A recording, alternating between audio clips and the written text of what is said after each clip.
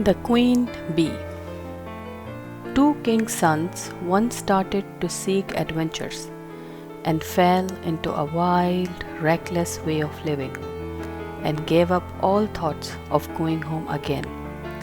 Their third and youngest brother, who was called Whitling and had remained behind, started off to seek them, and when at last he found them, they jeered at his simplicity in thinking that he could make his way in the world, while they who were so much cleverer were unsuccessful. But they all three went on together until they came to an ant hill, which the two eldest brothers wished to stir up, that they might see the little ants hurry about their feet and carrying off their eggs. But Whitling said, "Leave the little creatures alone, I will not suffer them to be disturbed." And they went on further until they came to a lake, where a number of ducks were swimming about.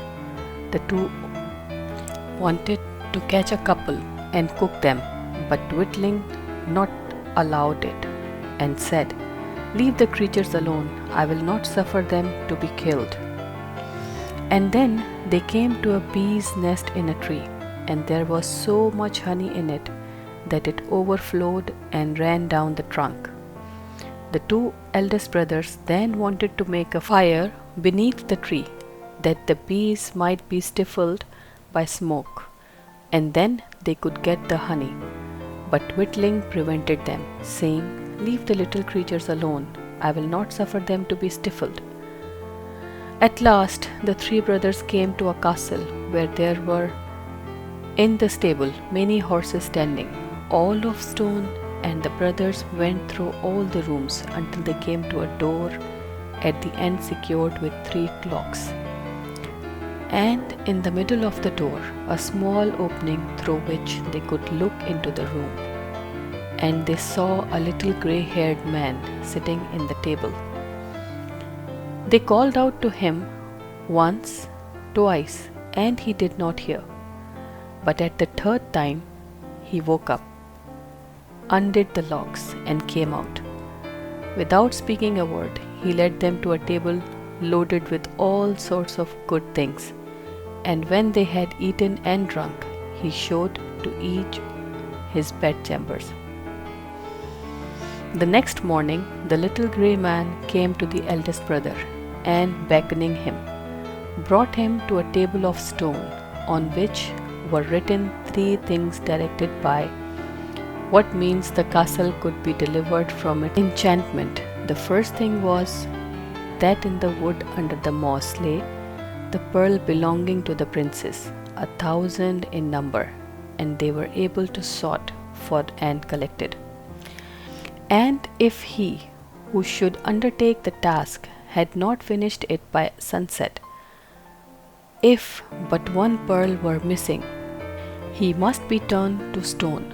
So the eldest brother went out and searched all day, but at the end of it he had only found 100, just as was said on the table of stone came to pass, and he was turned into stone.